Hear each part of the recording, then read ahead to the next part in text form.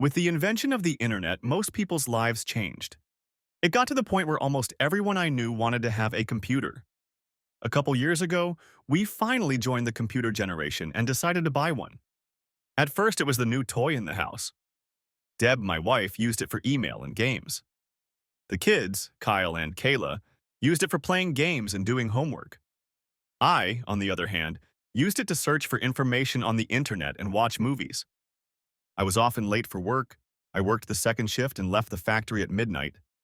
I didn't want to go to bars like a lot of guys, after all. I was married.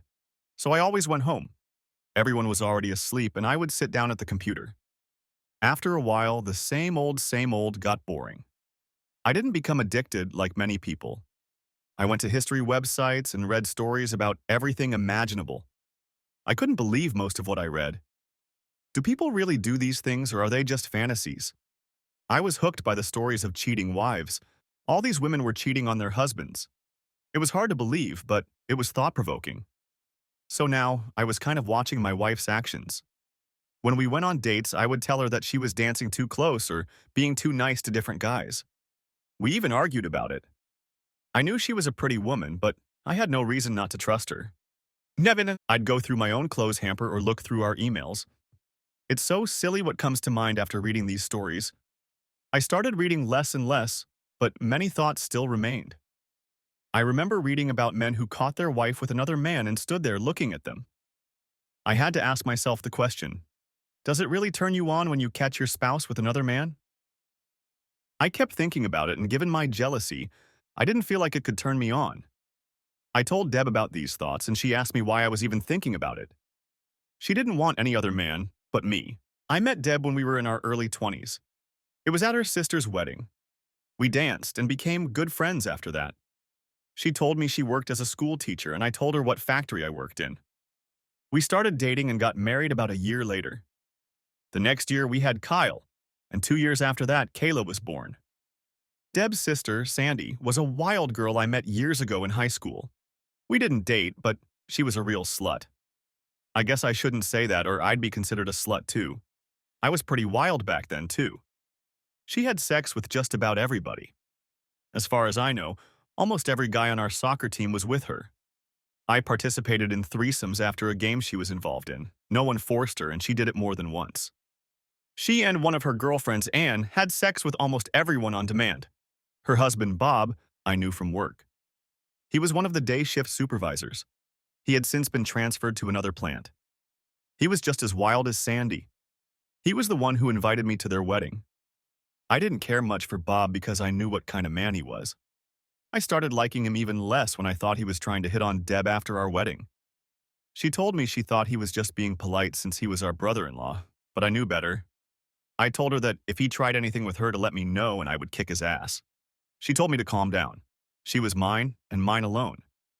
We agreed to never talk about our past relationship because we were both pretty jealous people. I didn't want to go on a date one day and run into the guy she was talking about having sex with. I also didn't want to explain to her that I had slept with her sister. When Kyle was 8 and Kayla was 6, they were both in school, and Deb and I got along pretty well, except for the fights we all have. We rarely saw each other since we worked different shifts. I was alone during the day, and she stayed with the kids at night. It wasn't the best situation for a marriage, but that's the way it was.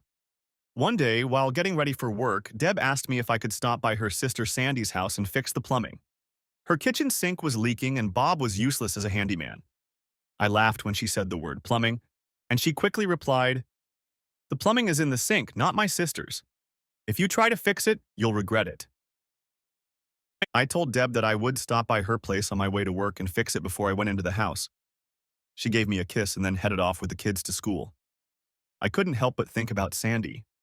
From what Bob had told me, I realized that they were probably swingers. They didn't have kids because Sandy always said it would ruin her figure. Her figure wasn't bad, but no better than Deb's, and Deb had 2 kids. Sandy was always trying to hit on me. I tried my best to just joke around with her. She didn't seem bad, but she wasn't worth losing your marriage over.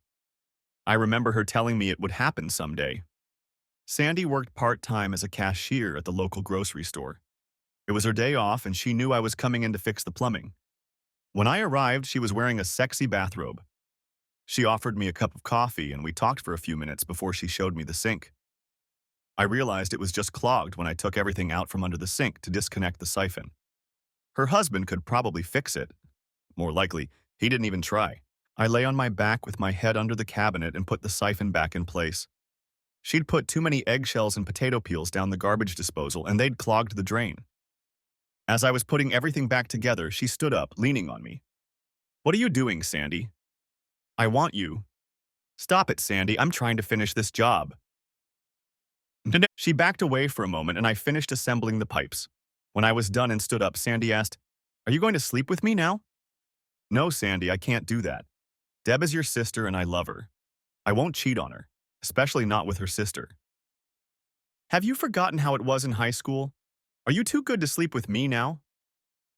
"Sandy, please. I love Deb. She doesn't know about our past together unless you tell her. You're a beautiful woman, but I love Deb." "You are a stupid, stupid man. Either you'll sleep with me or I'll tell Deb you did it anyway. She'll believe me. After all, I'm her sister." "Why did you do it? Why did you hurt us? Deb is your sister and loves you." Sandy laughed. "My little prude thinks she's a slut. Let's see how she reacts when I tell her about it." "Sandy, don't do that. I won't have sex with you and I'll tell Deb about how we were in high school. I know she'll understand."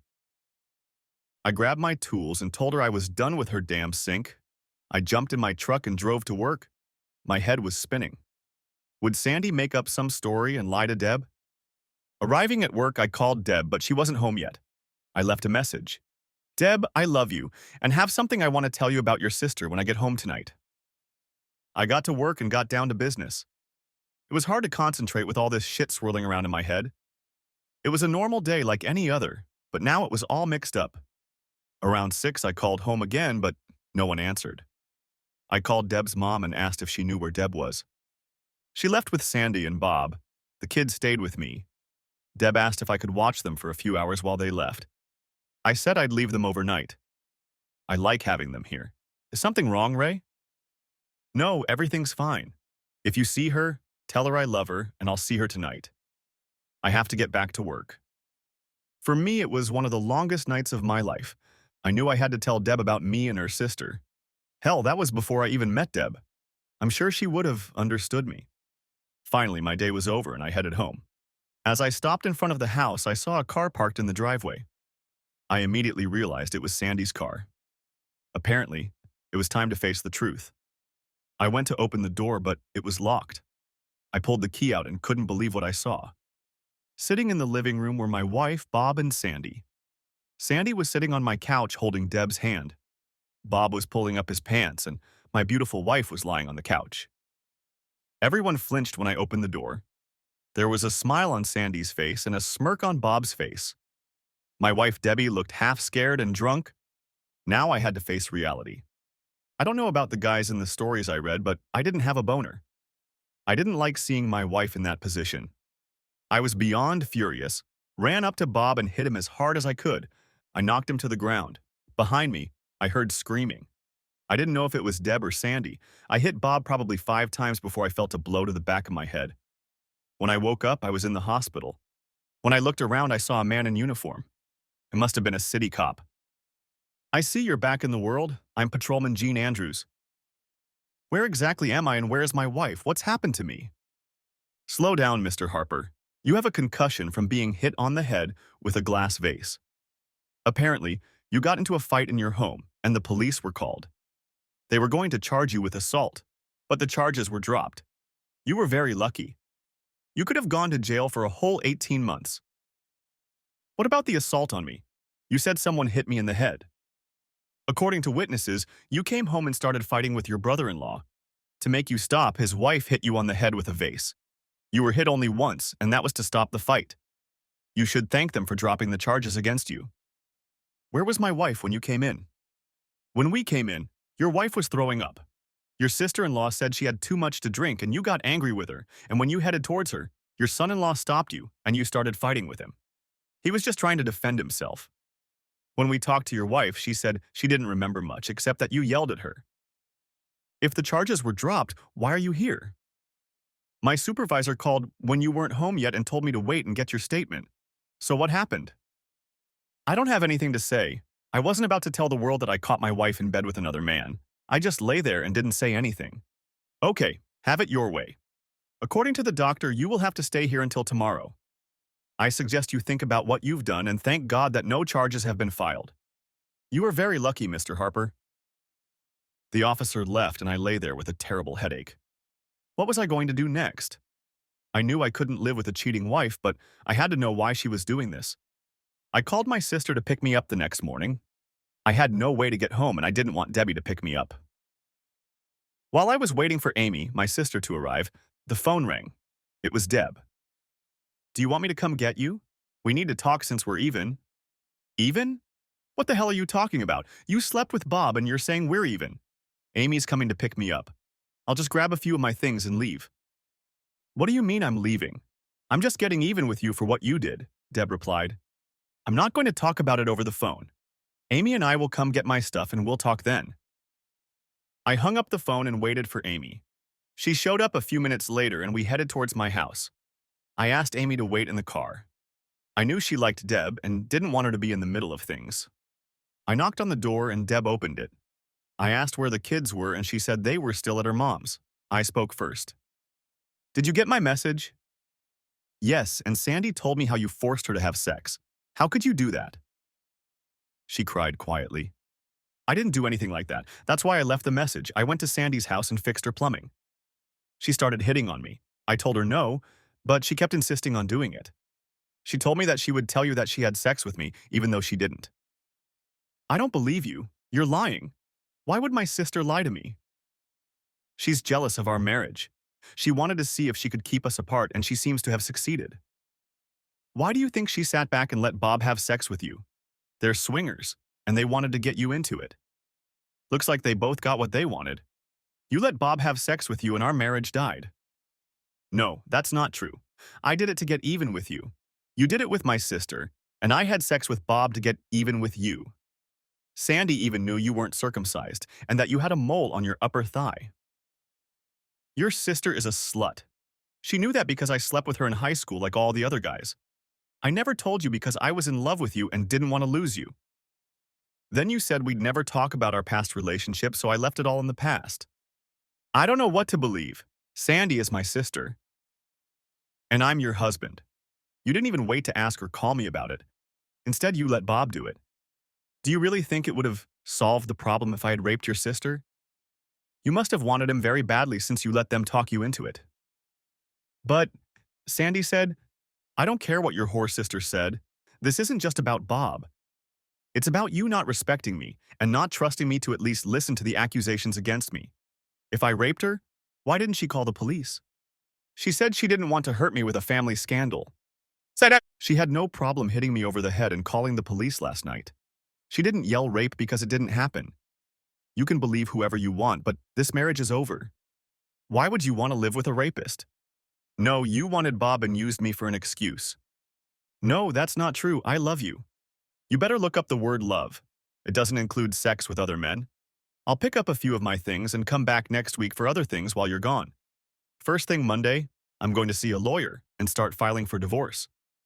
Ray, wait. That's not how it was supposed to happen. Sandy said she forgave you and you would forgive me. I just wanted to get even with you. No, you just had sex with Bob and your sister. I went and got my suitcase, putting a few personal items in it. What should I tell the kids? Tell them whatever you want. I don't care. I don't want to see you anymore. I'll get a lawyer to set up visitation arrangements so Amy can take the kids so I can see them. I don't ever want to talk to you again. I opened the door and walked out. Amy drove me to a cheap motel until I could find another place. On the way to the motel, I told Amy the whole story. She was my sister and best friend. She knew I was telling the truth. I knew she would help watch Deb and the kids. The weeks went by and it was very hard on me. I worked overtime as I had more expenses to pay. I found a cheap guest house that I rented by the week. I ate mostly at a bar or a corner diner. I met with a lawyer, and since I had no proof, I simply asked for an annulment of our marriage. He told me that Debbie didn't want that but would agree to anything I wanted. Everything was split 50-50. We rented a house and she took care of all the payments. Our savings were split in half and she had to give me half the value of our stuff. I had to pay child support, which didn't bother me one bit. I love my kids and miss them terribly. The problem was that I also missed Debbie, but I knew it was over between us. I went to every school function I could so I wouldn't interfere with work. Both of our children had birthdays, and I went to them just to avoid being around Debbie's family. I chatted politely with Deb, but whenever she wanted to talk about us, I left. I saw my kids every weekend and sometimes during the week, depending on my work schedule. Deb probably called me almost every day up until the divorce. If she wanted to talk about the kids or household chores, I listened. When she wanted to talk about us, I hung up. One day I stopped by my sister's house for dinner and played with the kids. Amy told me that Sandy was still sticking to her story about me forcing her to have sex. She told me that Deb was torn between what Sandy said and what I said. I tried to explain to Amy that I had no proof and neither did Sandy. It was just my word against her word, and Debbie believed her. That was what hurt the most. One afternoon when I was at my house, the phone rang. It was the school. They told me that Kyle wasn't feeling well and asked if I could pick him up. Of course, I agreed and went to pick him up. He had a cold and was coughing. Debbie taught middle school, and I called her to let her know I was picking up Kyle. She said she would be home as soon as she could. I took Kyle home, put him on the bed, and took his temperature. He had a slight fever, but nothing serious. About an hour later, Deb came home with Kyle. She quickly went in to see how Kyle was doing. As she went in to see him, the phone rang. I wasn't thinking when I picked up the phone out of habit. It was Sandy. "What are you doing there?" she asked. "Well, if it isn't a liar, Kyle got sick and I brought him home. Don't worry, you ruined our marriage." I reached down and hit the record button on the answering machine. It was the kind that recorded both sides of the conversation. "Is he okay? Why do you care? You separated his parents. Why do you care about him? Look, Ray, this just got out of hand. You knew we were swingers and Bob wanted a taste of my little sister. If you had had sex with me like I asked you to, it never would have gotten out of hand. But no, you came home and started fighting. You told Deb that I raped you, and then you made Bob rape Deb. What the hell kind of sister are you? Bob didn't rape her. She gave herself to him willingly. Hell, she probably would have consented again if Bob had tried. She was drunk, and you put all that shit in her head, and then stood by while your husband raped her. The problem is, Ray, you can't prove it. I told you from the beginning that she'd believe me over you, and now you know. If you need to get laid, call me. Tell Deb to call me later. I hope my nephew is feeling better." She hung up and I turned off the recorder. Debbie asked who had called, and I told her, "Your wonderful angel is a sister who would never lie to you." What did she want? I wrote down her message and she told me to call her back. "Well, I'll see you in court Thursday. I guess we can call it a day of freedom. Don't forget to listen to the message," I said, as I headed to my truck. About 5 minutes later, my cell phone started ringing again and again. It must have called me about 10 times before I made it home. When I got home, my cell phone kept ringing. Finally, I picked up the phone. "Ray, I'm sorry, I'm so sorry, please forgive me. I just talked to Sandy and she told me the truth about not being raped." "That's good to hear, but it doesn't change anything in my mind. You slept with Bob and didn't even give me a chance to explain. After I told you the truth, you still chose your sister's story, thinking I was a rapist. I want to tell you one thing. I loved you, and I probably always will.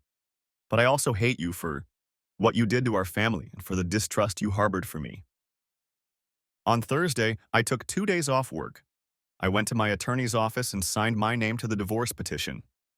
I wanted to leave before Deb arrived. I was extremely depressed as I headed to the neighborhood bar.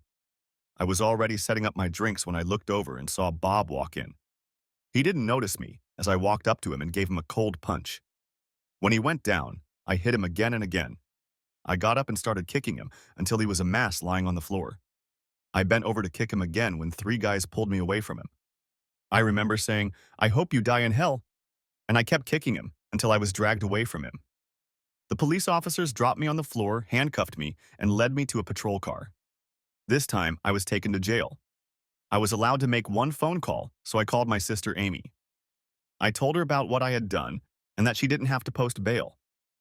It would be too expensive and I was going to do my time. She cried when I hung up the phone. Debbie came to the jail to see me, but I refused to see her. It was almost 2 months before my case went to trial. I was charged with assault, and I pleaded guilty. I was given 2 years minus time served. I asked Amy to take my few belongings and store them in the basement. She told me that Debbie was feeling very ill and wanted to see me. I told her I didn't want to see her. I know you don't want to hear this, but Deb loves you very much. Her family is furious about what Sandy said about you. And there's something else you need to know. Debbie never showed up to sign the divorce decree, so you're going to jail a married man. I've been to prison, and it's not a place you want to live. It was like a different world. I got into fights all the time. I had to prove myself to almost every group. I wasn't anybody's scapegoat. My cellmate was a life inmate named Killer. I think he came home one day, saw his wife having fun with another man, and destroyed them both. According to the documents, Keeler stabbed them about 80 times. He was hard to recognize. The year before, he had killed another inmate after he started fighting with him. I tried to hold out as long as possible, but the other prisoners kept questioning me. In the first 2 months, I went to the infirmary twice because of cuts. Fights happened almost daily. I must have paid my tribute because after that I wasn't bothered so much anymore. What's more, Keeler even started talking to me. On Visitor's Day, I decided to visit my visitor.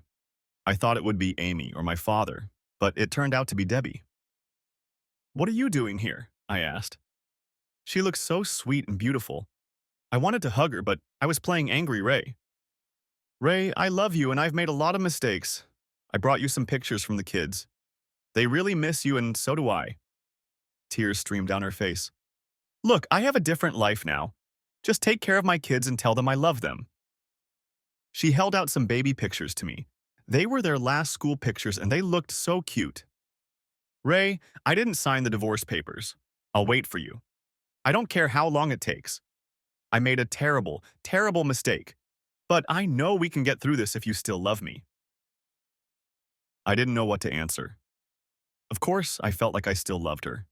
I just hated what she had done and the fact that she didn't believe me. I got up and walked back to my cell. I left her by the window and didn't look back. I was working in the kitchen and overheard a conversation about a guy going after Killer for killing his friend. They were going to try to corner him in the dining room the next night. I couldn't tell anyone about it without being a snitch. I decided to tell Keeler. That would make me part of his group. I didn't want to be part of any group, but I couldn't let this man die the next day. Keeler wasn't sure whether to believe me. I told him to believe what he wanted to believe. To the guards, I said nothing. But to him, apparently, I was taking a risk. The killer looked me in the eye. He said you can learn a lot about a person by looking in their eyes. He told me to stay away from him the next day. He would control the situation so that no one would know that I had told him about it. I couldn't believe what he had done. He stuffed 2 thin hardcover books under his shirt, covering his kidneys with them. Behind him, at another table, sat 3 of his group. When a prisoner came up behind him and straddled Keeler's chest, he plunged the knife into his kidneys, but of course hit the book. Knives were usually pretty blunt. They pierced the skin, but didn't go through the book. Keeler's friends grabbed the prisoner and began beating him until the guards arrived. The prisoner was taken to solitary confinement, and Keeler sat down at the table again to finish his dinner. I can't believe he remained calm during this entire ordeal. After that day, Keeler communicated with me on a fairly regular basis. When we talked in the cell, he was a completely different person than he was outside the cell. Outside of the cell, he was as tough as he had ever been. Everyone knew he was the leader of his group. He asked me about Debbie and the kids. He told me that he had 3 grown children, but of course they never came to see him since he had killed their mother. He said that his youngest daughter, Angie, was on his side. She knew that her mother was the cause of the family problems. She wrote to him regularly, but he forbade her from coming to visit. He didn't want other inmates to see her and potentially endanger her. I could tell he really loved his daughter. He smiled when he told me she was a lawyer. I told him my whole pathetic story about how Sandy had set me up and also set Debbie up. "Do you still love her?" Keeler asked me. "Yes, I think I do. But at the same time, I hate what she did to our family." "Does she still love you?" "She says she loves me, but I can't forgive her." "Why not? Look where you are now. You've hit rock bottom, kid. If there was a woman in the world who loved me and said she'd wait for me, I'd be the happiest man in the world." What about mistrusting me, distrusting me, and having sex with another man? Hell, you killed a man and your wife for the same thing. Or, and I regret it every day of my life. I regret not giving her a second chance and getting my family back. Don't get me wrong, Ray. Don't hold a grudge. She will slowly kill you. He gave me something to think about. Is he right? What would I do when I got out? I had no job, no future, no family. The next month, I had another visitor. Debbie was back. She smiled at me, and there were tears in her eyes. The children have drawn you some more pictures. She put them on the tray, and I looked at them. They depicted a dad, a mom, and 2 kids. I guess the kids still saw us as family. They miss you, Ray. God, I miss you. Will you ever be able to forgive me? And can we ever be a family again? I promise I'll do whatever it takes. I don't talk to Sandy and Bob anymore after what she did to us. I'm sorry I didn't trust you. I thought, she didn't believe me once, so the next time someone says something, she'll probably believe them again instead of me. Deb, I've been doing a lot of thinking. I want to forgive you, but I don't know if I can. Seeing you with Bob, I can't get it out of my head. Did you really like him? No, I hated him. That's why I threw up. When you walked in, I saw the look on your face and I felt sick. I realized what I did was wrong when I saw you. Of course, I can never take it all back. God, I wish I could. I never would have done it if I hadn't been so drunk. I only want one man, and that's you, Ray, the father of our 2 children. A couple weeks later, I had another visitor. Amy came to see me. Ray, remember when I told you that Deb had stopped seeing Sandy? I was driving by the house and saw Sandy and Bob going into the house. I don't know why they were there, so I kept driving. I just thought you should know. I was confused again. Had Deb lied to me again? I was ready to forgive her and try to get our life back together. I know Amy wouldn't lie to me. I had to find out why Deb was seeing Susan and Bob again. About a month later, Killer and I got to talking, and he said he felt indebted to me for what I had done for him. He said he had worked as a lawyer before prison and had some connections. He was going to see if he could get me out of the parole program. I didn't know whether to believe him, but he never lied to me. It may seem strange to say that about a criminal, but I respected Killer. I often thought about what a good lawyer he must have been. His speech and stature demanded respect. I knew it was best not to ask any questions about his statement. I took him at his word. A few weeks later, I was called into the warden's office where the parole board was meeting. The warden spoke first. Mr. Harper, we have a petition for your parole. I don't know who you know, but we have been asked to speak with you. After reviewing your file, we saw that you had a hard time adjusting for the first few months. Is that true? Yes, sir. I guess I wasn't made for prison life, but I tried to adjust. If you had gotten out earlier, where would you have lived, and how would you have survived? I had to think fast. I knew this was a question on which everything depended. Well, sir, I have a sister who is also my best friend. She and her husband said that when I was released, I could live with them until I got back on my feet. Aren't you married, Mr. Harper? Yes, sir, but we were in the process of divorcing when I was sentenced. Right now, I'm not sure how our relationship will work out. I'm just trying to be honest with you. We thank you for your honesty. We knew you were separated and we wanted to see how honest you were with us. Sir, as for the job, my previous employer said I was a good worker and to come to him when I was free. What are your chances of going back to prison? We don't look our best when a convict we paroled goes back in. I promise you, sir, I never want to see those prison walls again. Go back to your cell, Mr. Harper, and we'll get back to you by the end of the month. Yes, sir, and thank you for at least considering me for parole. I went back to my cell, and Keeler asked me how it went. I told him what I had told the board and asked if he had anything to do with it. You never know, but if you get released early, I'll expect a carton of cigarettes a week to be put on my account. He laughed. Debbie came back a few days later and said someone from the parole board was at the house. Are you going to be paroled? She asked. What did they want? What did they say? I asked nervously. How we're going to get settled and if you can live there. I told them we broke up, but I'd like you to come back, she replied, rather nervously. I changed the subject. You told me you stopped seeing Sandy. Have you been seeing her? She's my sister. I don't see her that often. I interrupted her. Oh? And Bob, have you seen him lately? Why are you asking me these questions? She looked nervous.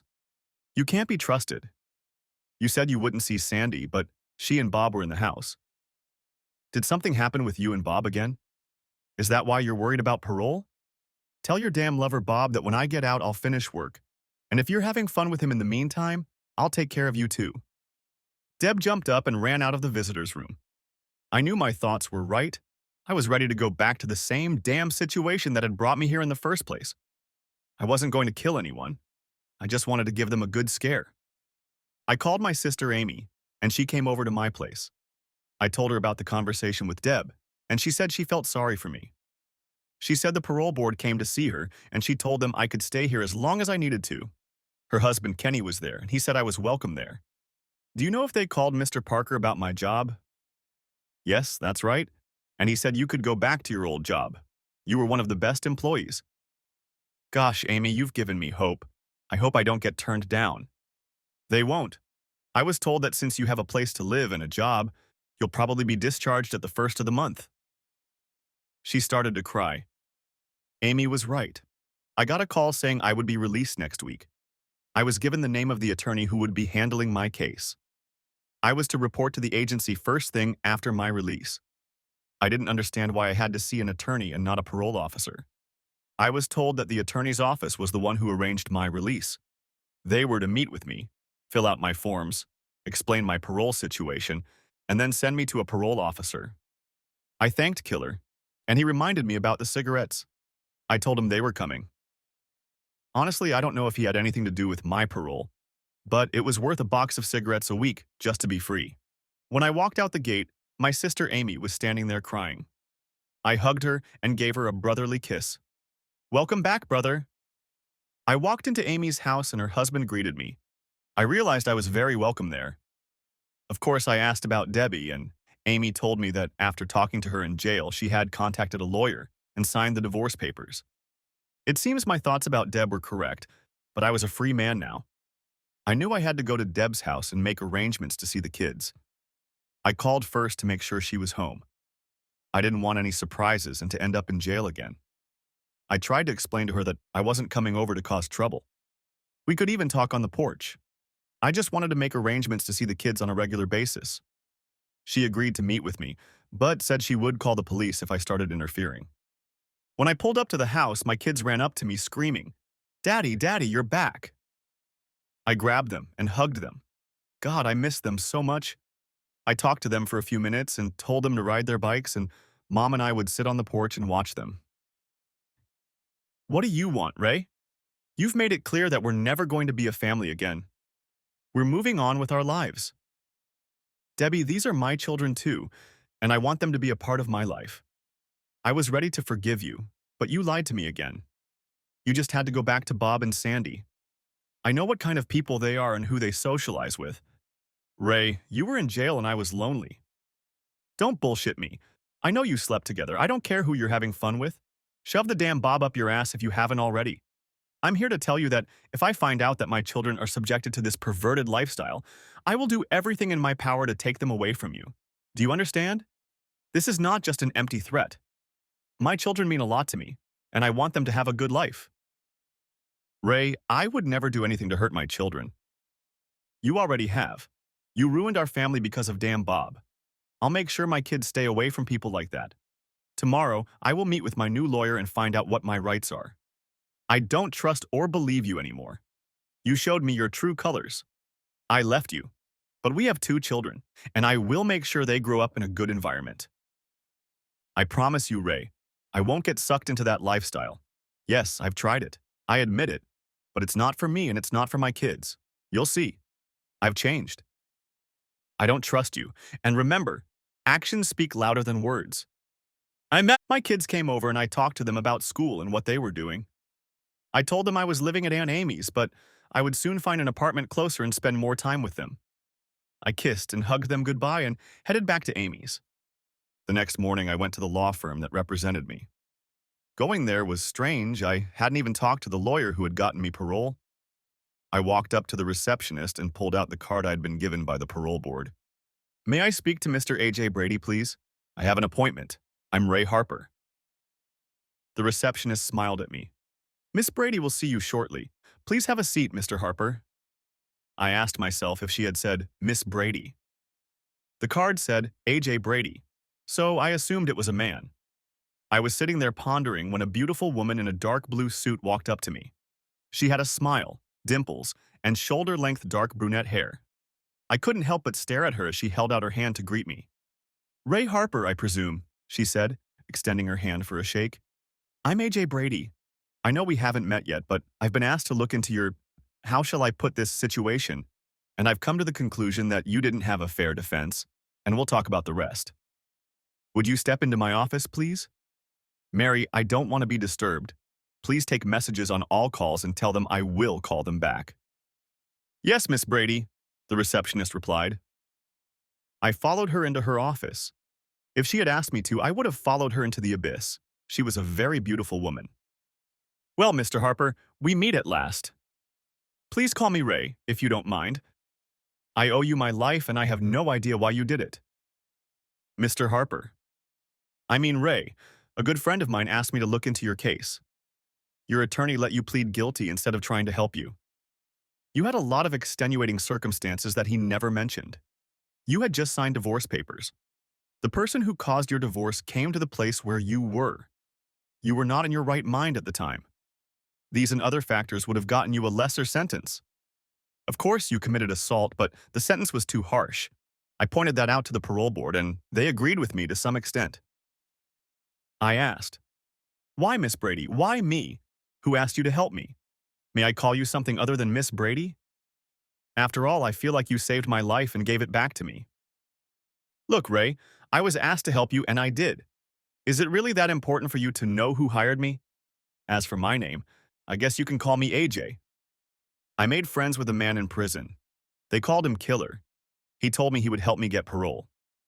He also told me that he had a favorite daughter named Angie and that she was a lawyer. I wondered if you were the beautiful daughter he was talking about. My new lawyer's eyes sparkled. She looked at me eye to eye and said, Yes, Keeler. I mean Dave.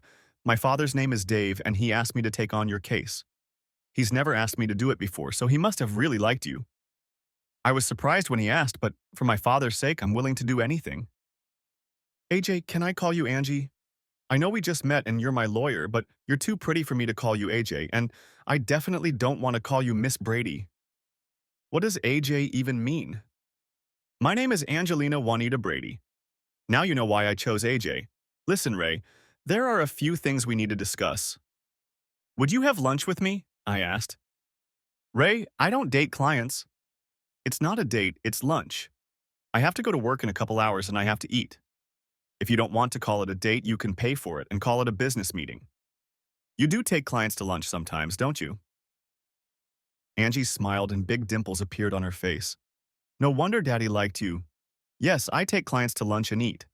Now, I'll tell Mary we're leaving and then we can go out to lunch. I watched her get up. She was a very pleasant-looking woman. She had looks and character that you don't often find in a lawyer. We headed out for lunch and went into a very nice, quiet restaurant. After ordering lunch, she told me about meeting my parole officer. She said he was a pretty decent person, but I would have to follow the rules and stay out of trouble. I was to meet with him twice a month for a few months and then once a month for the rest of the year. Angie, you know everything about me. Why don't you tell me something about yourself? Ray, I don't think it would be appropriate to talk to you about my personal life. You're the most beautiful woman I've ever seen, and I love looking at your dimples when you smile.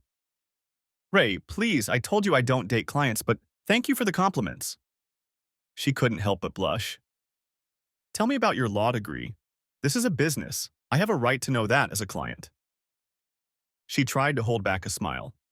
Okay, Ray, I have a law degree that I got from the university on a scholarship. I've been an attorney for several years now. My specialty is criminal law. Lunch came and we ate. I couldn't help it. Angie was on my mind. Will I see you again, Angie? Actually, you'll have to come back next week to fill out the paperwork you'll get from your parole officer. Why don't we have lunch again? I'll even buy you a treat. I noticed she softened a little. Okay, but this lunch will just be to discuss business.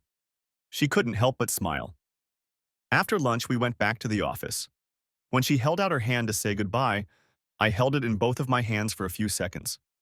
I wondered what she was thinking. I hoped she didn't think I was some kind of freak.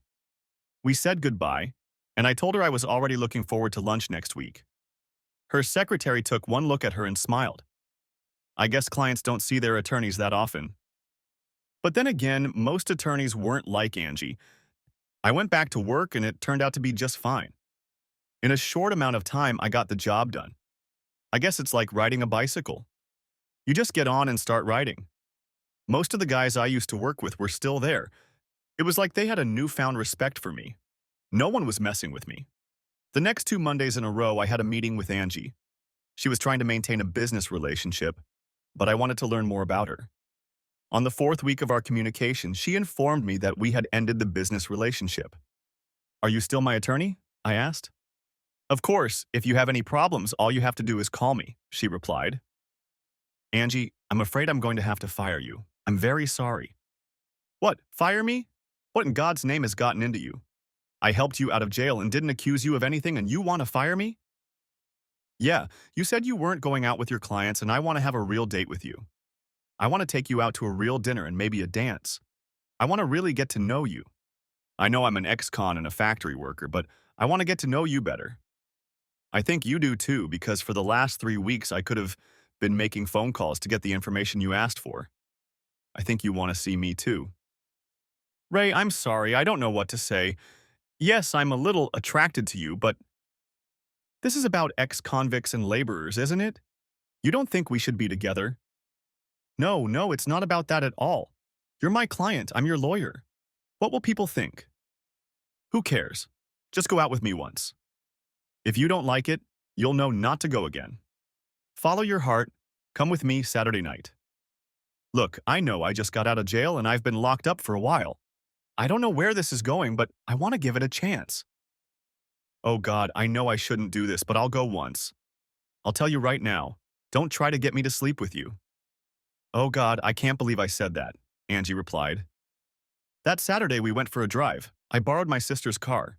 I didn't want to drive Angie in my old truck. She gave me her address, and it was a townhouse.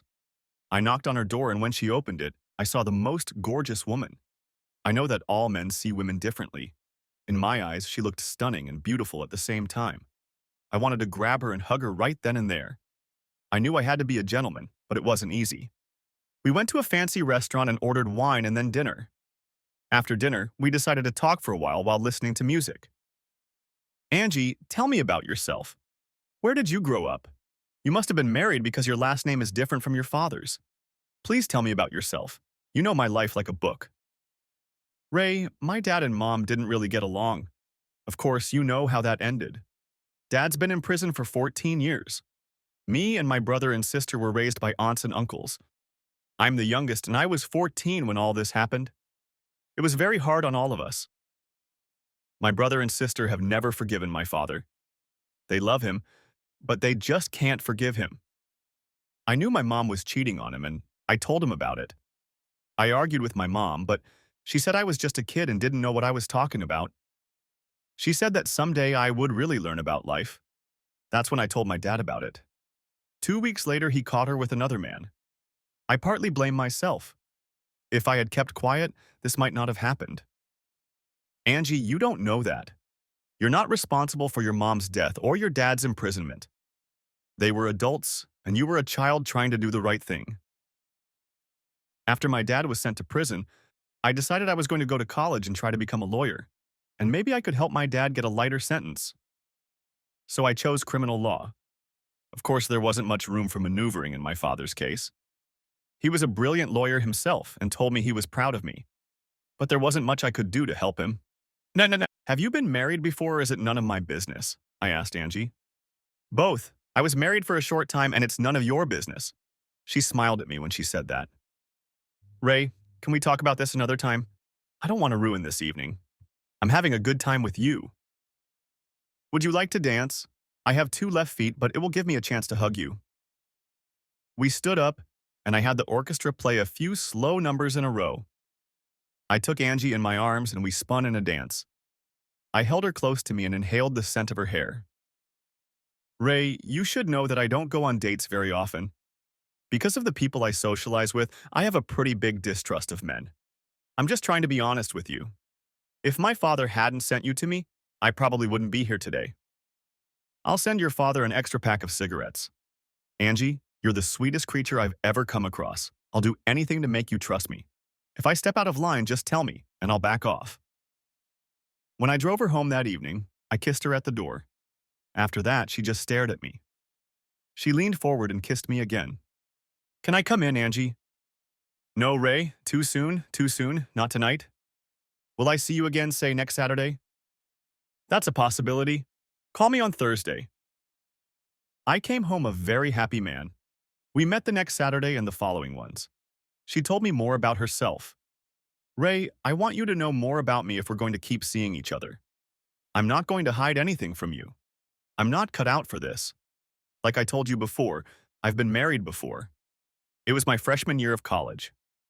My boyfriend and I decided we loved each other, and of course we made love.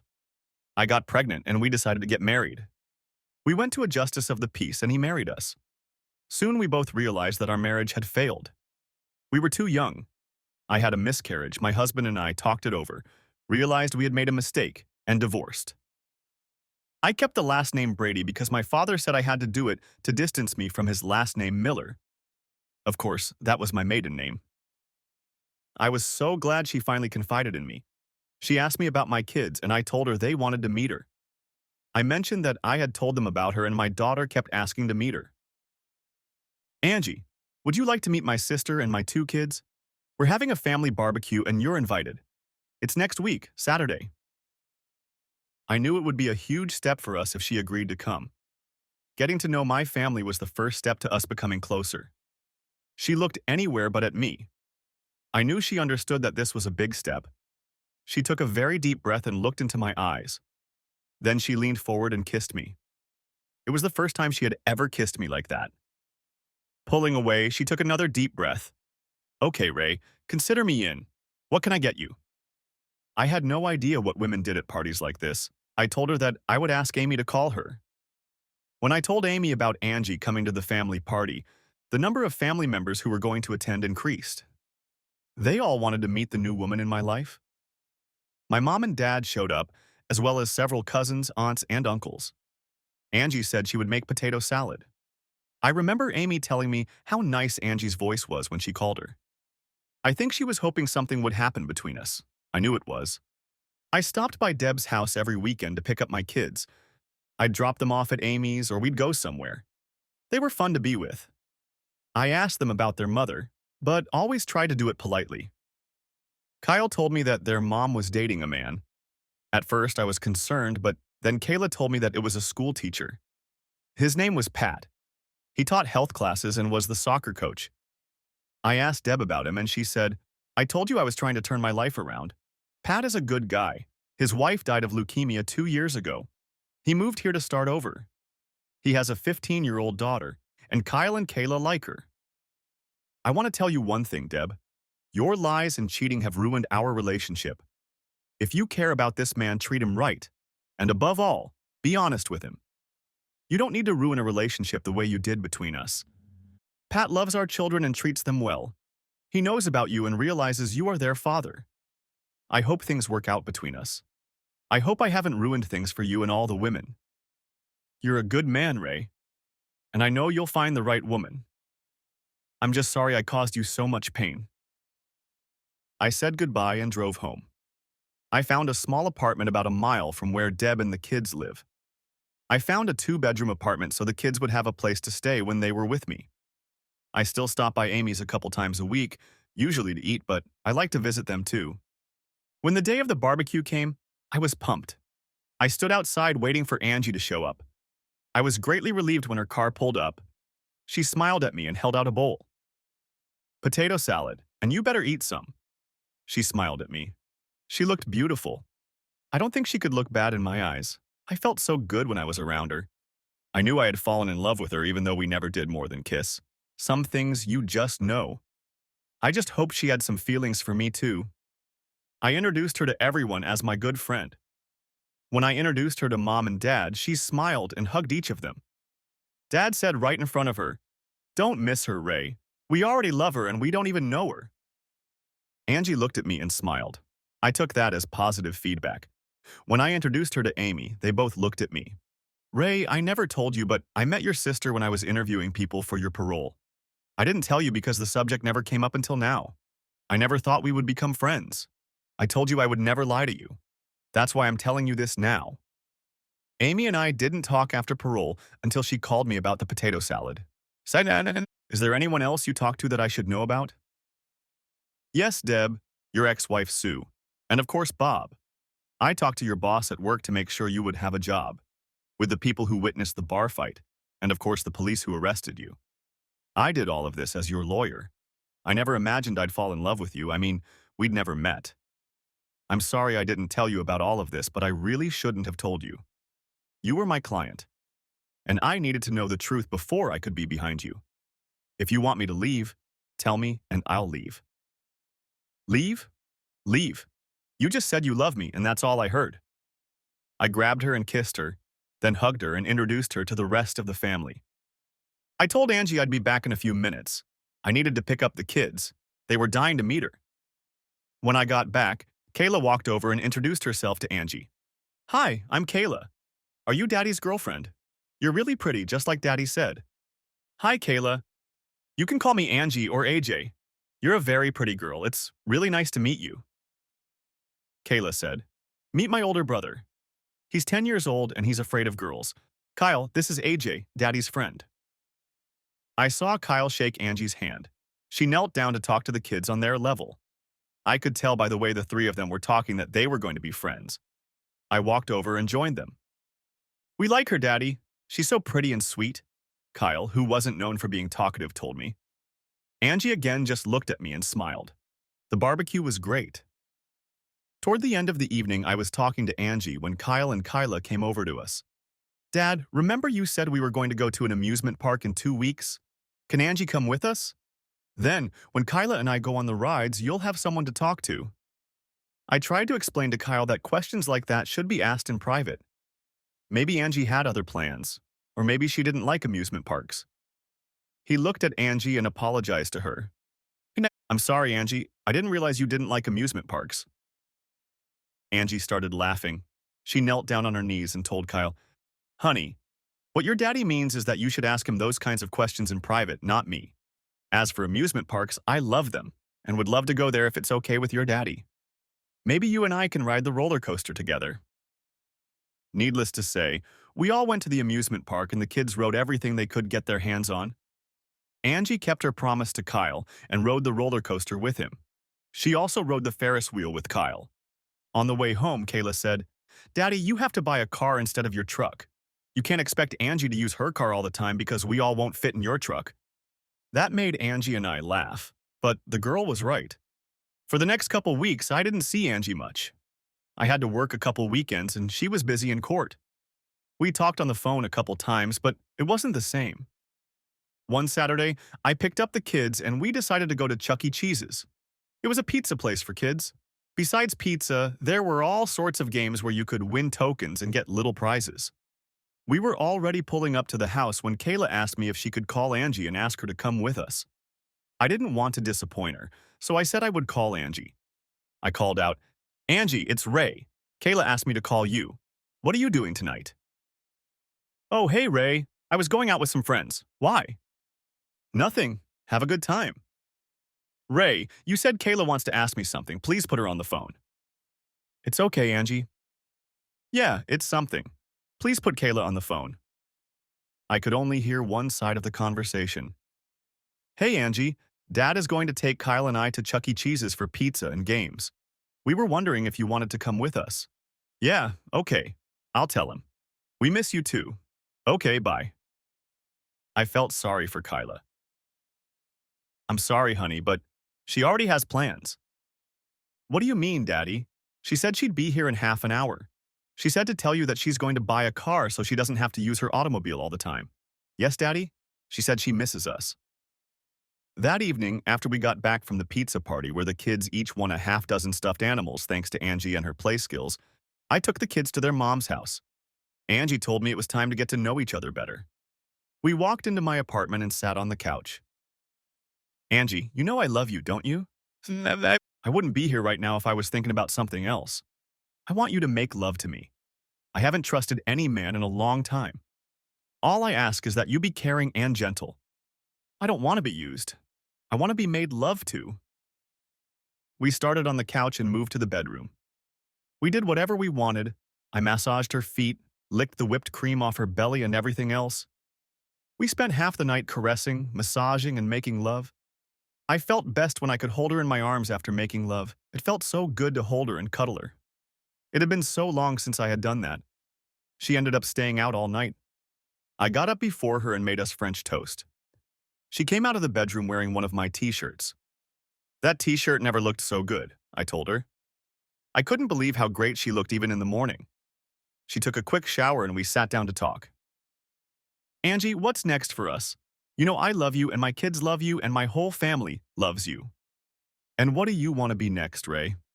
I'm speaking as a lawyer. We've only known each other for a few months and last night was the first time we made love. I know it's only been a few months, but I want you in my life every day. If we haven't made love enough, we can go back to the bedroom and spend all day there. Angie smiled at that remark. Angie, I want you to be my wife. Will you marry me? Tears came to Angie's eyes. Ray, just so you know, I don't take love lightly. I made a mistake once, like I told you before. Yes, I will marry you. I want you to know that I will always be there for you and the kids. I know what you went through in your first marriage. I will always be honest with you and I will never cheat on you. I will expect the same from you. She walked over to me and kissed me very passionately. Honey, what's the matter? You look happy and sad at the same time, I asked her.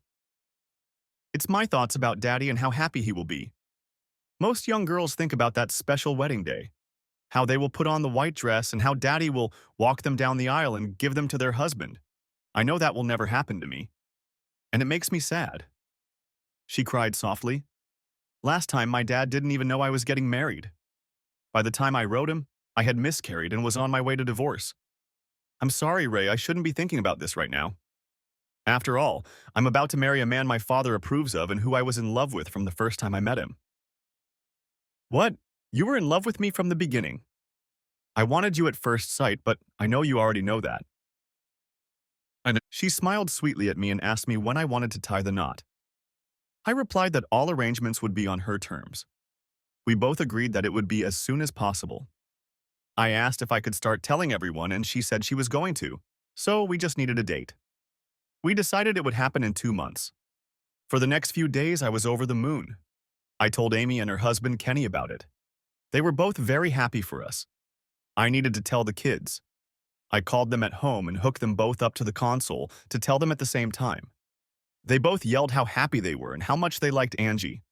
I told them it would be a couple months, but I wanted them to be one of the first people I told. I walked into Angie's office and Mary, her secretary, congratulated me. She told me that Angie had already told everyone and invited everyone to the wedding reception. She called Angie and told me to come in. Angie was already waiting for me. When I walked in, Angie was crying quietly. What's the matter, Angie? I called the prison and talked to the warden and asked if my father could get a day's leave to attend our wedding. He told me that my father is not allowed to leave the prison under any circumstances. His life sentence means just that. He said it was out of his hands and there was nothing he could do. I'm sorry, Angie. I know your father's presence means a lot to you. It's getting worse, Ray. Dad's cancer, though it was in remission, is now back. He has 3 to 6 months to live. She started to cry and I pulled her against my chest. I thought, why, Lord? Why did you do this to her? She was a good person, and I was really hurting for her.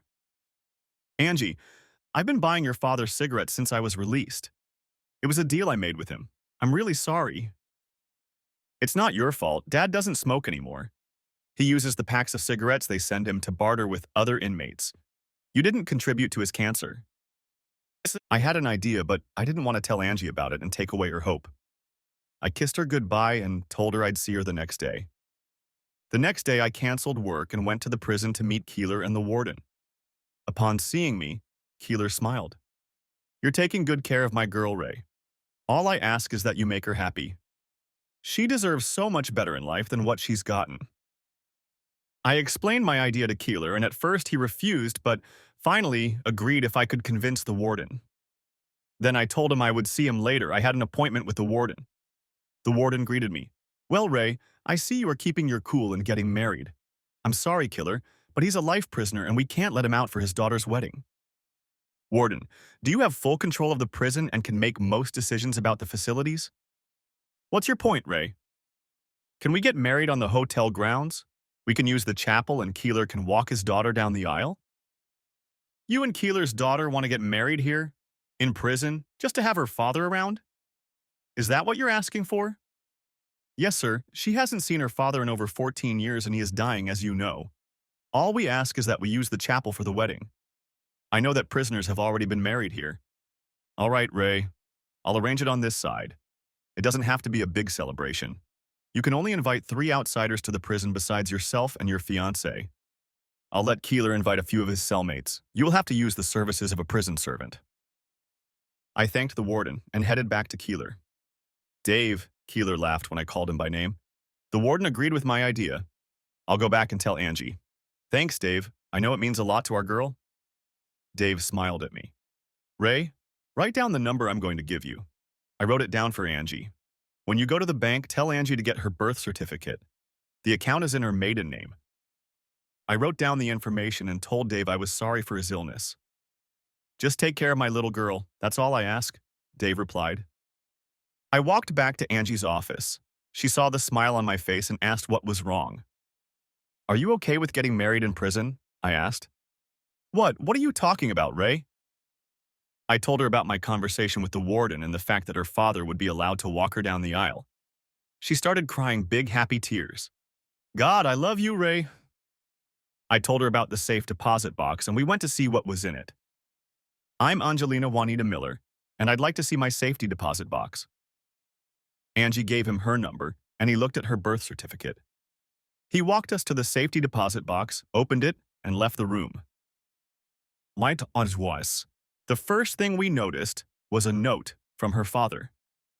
Dear Angie, if you are opening this box, it means you are either getting married or I have already passed away. I hope it's the former.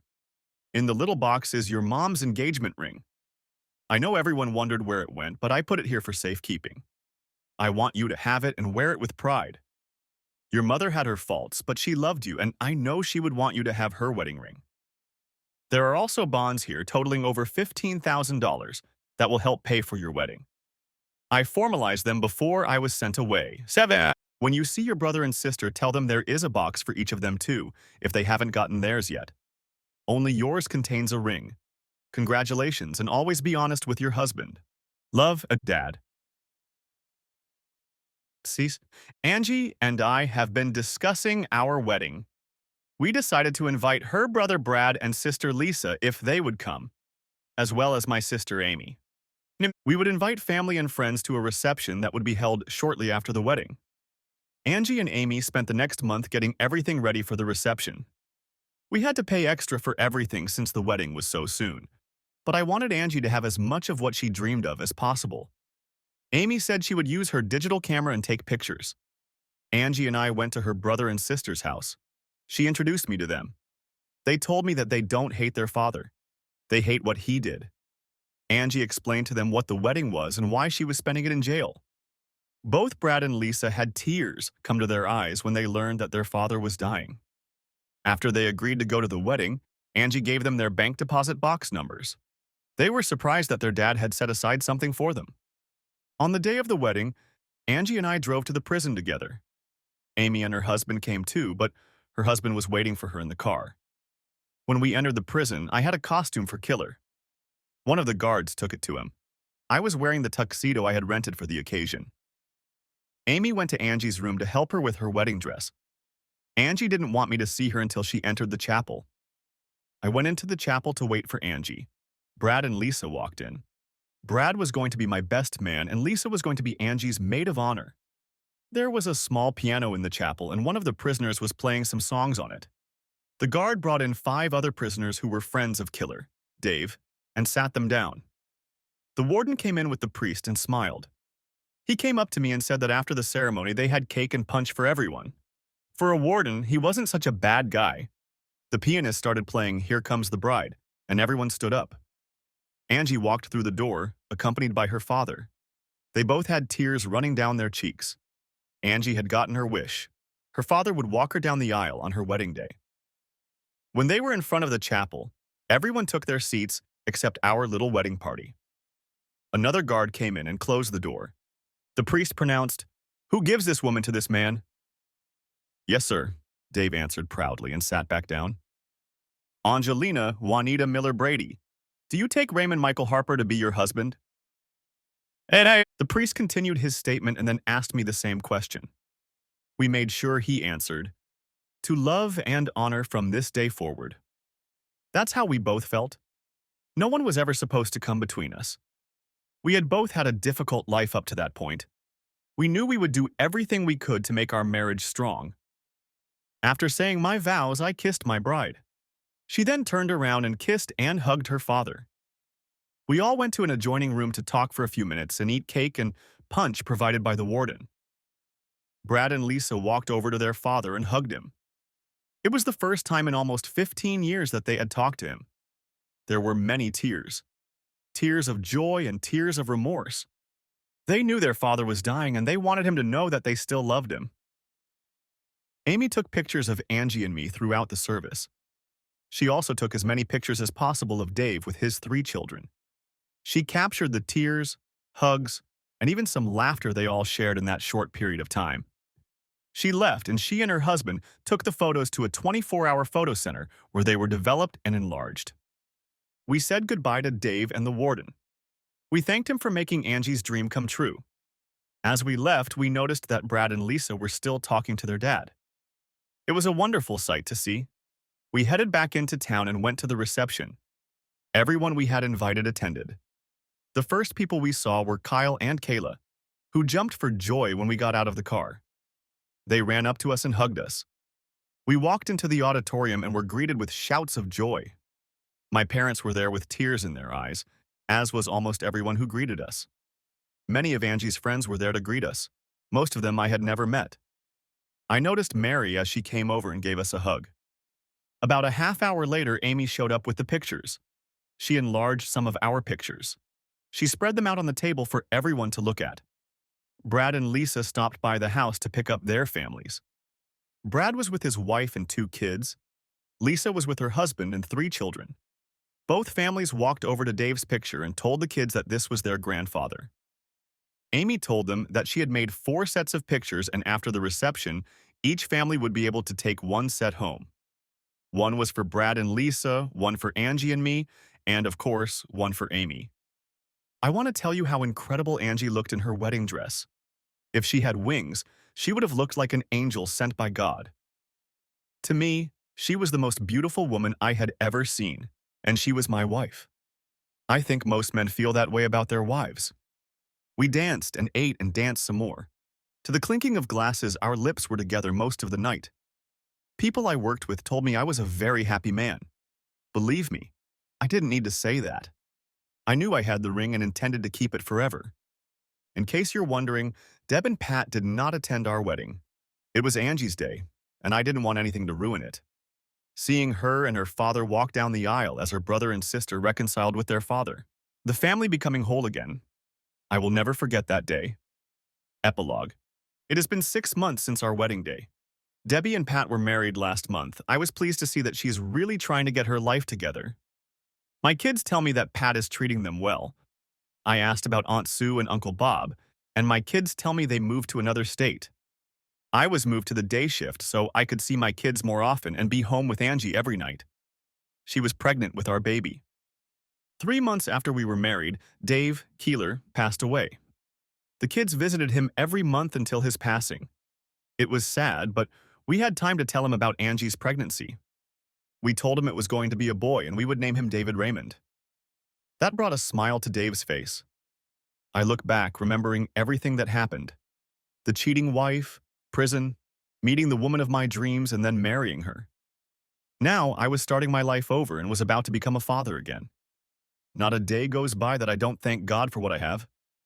I thank Him for giving Angie and me another chance at happiness. Thanks for watching. I hope you enjoyed it. So subscribe to my channel and watch the next video.